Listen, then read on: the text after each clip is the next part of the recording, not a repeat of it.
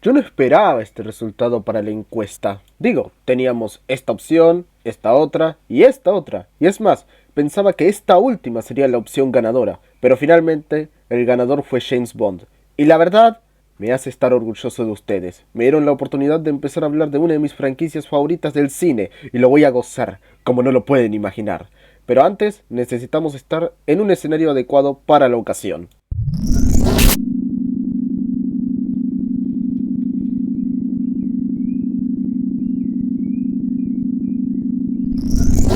Ahora que estamos en Jamaica, pongámonos en contexto. James Bond es uno de los personajes más reconocidos de la ficción occidental, un personaje con tantas versiones diferentes que ha explorado tantos tipos de blockbuster totalmente diferentes entre sí, que la han vuelto una saga tan reputada desde los 60 hasta esta época, que aún sin tener confirmada su próxima película, hay una enorme incertidumbre de quién puede ser el próximo James Bond.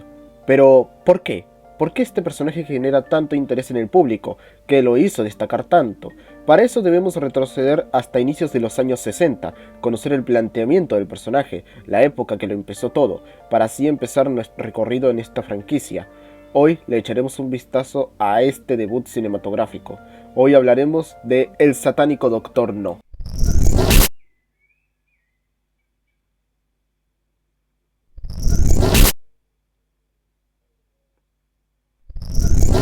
La primera impresión es la que cuenta, eso lo sabemos todos, y aplica perfectamente para el cine, ya que el inicio debe capturarte, cosa que esta cinta logra al presentarte el asesinato del agente Strangways y de su secretaria a manos de los tres ratones ciegos.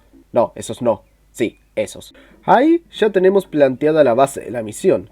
Pero esto no es con lo que nos quedamos, sino que nos quedamos con lo que sucede justo después, la presentación de James Bond. Pues es este inicio el que lo cambió todo, el que hizo que Bond se presente al mundo a lo grande, con un gran ejercicio de muestra no cuentes. Y es que, tras el asesinato mencionado, acuden a la búsqueda de un agente que se encuentra en un casino, al cual no vemos más que de espaldas, para que luego veamos sus manos jugando las cartas. Y ahí está la clave para que sepamos la actitud de este. Luego lo vemos agarrando un cigarrillo y dice: admiro su valor, señorita, incitando a la mujer con la que está jugando a que diga su nombre, y ahí aparece uno de los diálogos más icónicos de todo el cine.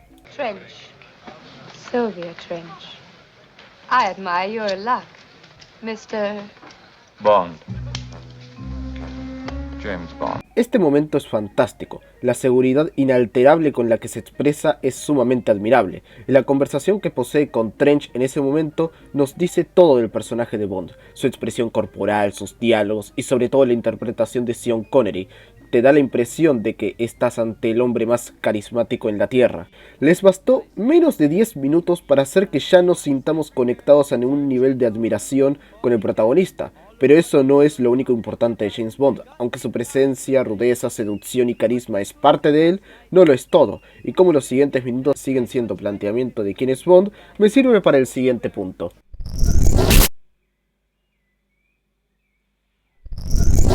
El personaje es el núcleo, pero los elementos que lo rodean, sean otros personajes, artilugios y dinámicas, es lo que hacen a Bond ser Bond. Desde la dinámica de coqueteo con Moneypenny y de autoridad que maneja con M, y también mencionaría a Q, pero no aparece en esta película. Lo mismo con los artilugios y los autos. Recuerden que aún estamos en el planteamiento de la franquicia. Pero si de personajes hablamos, algo que sí plantea esta película son los contactos de Bond, ya que algo que se anduvo instaurando en la mente de la gente, más por parte del Bond de Daniel Craig, es que Bond es un lobo solitario que hace todo por su cuenta, cuando no es así, muchas veces depende de otros personajes, y ese es el caso aquí, planteando al agente de la CIA Felix Leiter, un personaje recurrente en la saga, como también a Quarrel, quien solo aparece en esta película. Y la verdad, eso le suma interés a la dinámica de la misión, más que nada en la primera mitad de la película. Pero hablando de la misión, otra característica de Bond es que en su espionaje y trabajos siempre visita las locaciones más exóticas, y ese es el caso aquí, donde va a Kingston en Jamaica, un escenario bastante bueno y peculiar, aun cuando quizás no sea muy aprovechado visualmente porque la fotografía de esta cinta es estándar. Acostúmbrense a eso en la mayoría de las películas.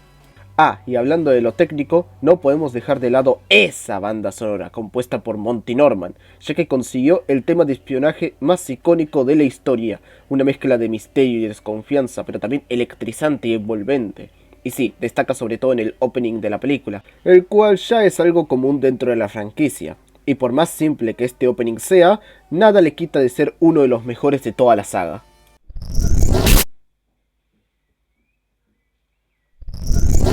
Algo que puede romper las expectativas de muchos al ver esta cinta por primera vez es que, muy parecido al caso de la primera película de Misión Imposible, esta no es una película de acción, sino un thriller de espionaje clásico, donde lo más importante y lo más interesante son los juegos de inteligencia entre ambos bandos para superarse entre sí. Y solo hay como 2 escenas de acción en esta película, de las cuales ya comentaré más adelante. Y aún así, eso más que restarle, le da su interés a la película, por cómo James usa su inteligencia y se antepone a sus enemigos solo con su antelación, como cuando se cerciora del supuesto chofer que lo iba a llevar al despacho para que descubra en ese mismo momento que no le llevaron ningún chofer, cómo se antepone a Dent quien estaba a punto de asesinarlo para que al final sea Bond quien lo mate, o cuando pone sus huellas digitales en su maletín para detectar la presencia de algún intruso. Sobre todo, esto también funciona porque la película tiene un tono muy bien planteado, y es que, aunque mayormente se toma muy en serio a sí misma, también tiene cierto nivel de comedia, y más que nada con chistes situacionales sarcásticos con Bond, que no rompen con ninguna situación. En pocas palabras, todo el interés de la cinta termina recayendo en que su protagonista es inteligente y está escrito con inteligencia, lo cual ayuda bastante durante su primera mitad, en donde esa inteligencia y las dinámicas de Bond con otros personajes mejor funciona. Y piensen que este apartado de la inteligencia de Bond, fuera de Sean Connery, no lo hemos vuelto a ver en esta saga hasta la llegada del Bond de Daniel Craig. Es decir, toda la parte de Kingston con Bond y Felix investigando todo lo que Strongways fue haciendo y para quien realmente trabaja Mistaro y Dent es la mejor parte de la película. Como por ejemplo, la resolución que hay con el tema de Mistaro, la cual había enviado a los 3 ratones ciegos para que maten a Bond antes de que él llegue a su casa, pero Bond termina causándoles un muy largo accidente automovilístico, y cuando Bond llega, ella se sorprende. Y mientras Taro intenta mantener el mayor tiempo posible para que Dent llegue y lo mate, al final Bond termina acostándose con ella, y el plan de Taro falla completamente porque él había llamado a la policía para que la arresten, demostrando que Bond se había antepuesto al plan de Taro. Toda una situación que además de mostrar la inteligencia de Bond, también es muy chistosa. Hasta ahora vamos muy bien con la película, pinta que sí está bastante bien, o sea, tiene buenas dinámicas, un muy buen protagonista, una trama interesante, por ahora, gran banda sonora, interesante ambientación y un tono muy bien balanceado, pero creo que ya es momento de pasar a lo que sí que no es muy bonito.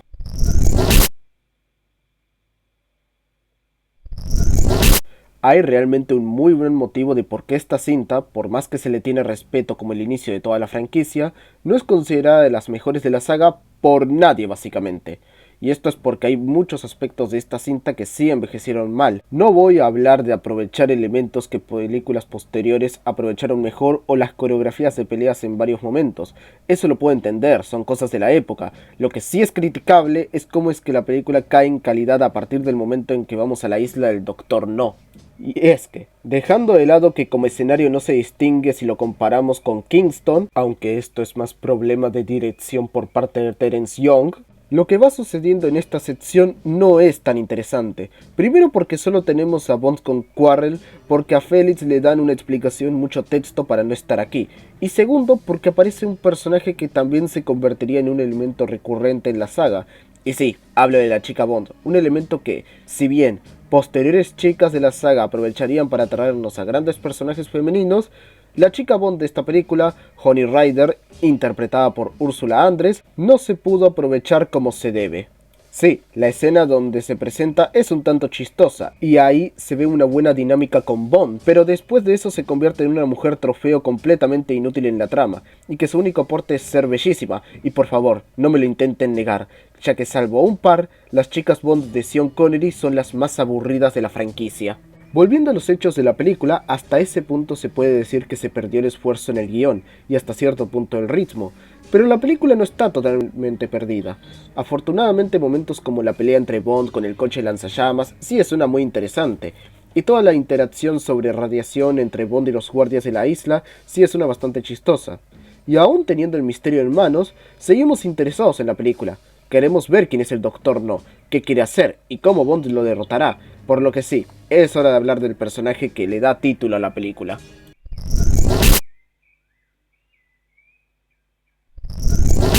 Uno puede pensar que aún con el pequeño declive que la película estuvo teniendo, al final todo valdría la pena cuando veamos al villano de la película, ya que veamos, uno de los apartados más icónicos de James Bond son sus excéntricos y memorables villanos. Y con el Doctor No, al inicio parecía que sí, cuando lo vemos por primera vez se impone, además de que la conversación que posee después con Bond hace que conozcamos bien su plan y su pasado. A pesar de que toda esta sección se puede considerar como mera exposición, eso no quita que es interesante, y nos dan el dato más importante no solo de este villano, sino del resto de la saga, la organización Spectre, de la cual explicaré en el próximo video que haga de la franquicia.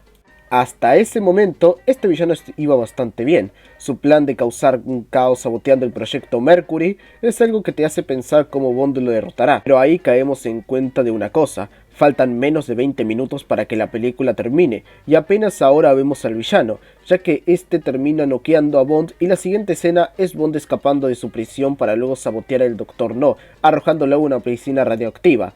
Esto sí, que es desperdiciar a un personaje completamente, destruyendo la impresión interesante que creó con tan solo poco tiempo en pantalla. Tampoco ayuda que Joseph Wiseman está poco aprovechado en el papel, haciendo aún más penosa la participación del Doctor No. Quizá no sea de los peores villanos de la franquicia, pero sí es, sin lugar a duda, uno de los más desperdiciados tanto por el tiempo en pantalla como por lo bien que pudo ser aprovechado. Una lástima.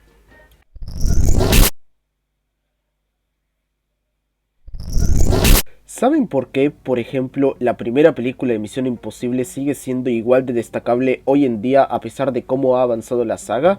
Simple, porque aún sin parecer tan impresionante, aprovechó tan bien sus elementos y está tan bien dirigida que al final terminas disfrutando igual o incluso más que algunas de sus secuelas. Ese no es el caso de Doctor No, que aun cuando puede ser bastante disfrutable y tiene todo lo que impactó al saga futuro, como película individual no es la gran cosa y ha envejecido bastante. Por lo que sí, si quieres entrar a ver esta película, mírala completa y enteramente como una obra de su época, porque verla con estándares actuales, tomando en cuenta cómo avanzó la saga, hace que esta cinta se ve peor de lo que en realidad es.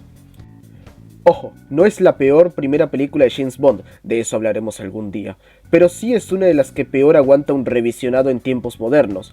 Aún así, agradezco que hablar de esta película me abre las puertas para hablar de toda la franquicia de James Bond, algo que siento que he hecho muy poco en internet.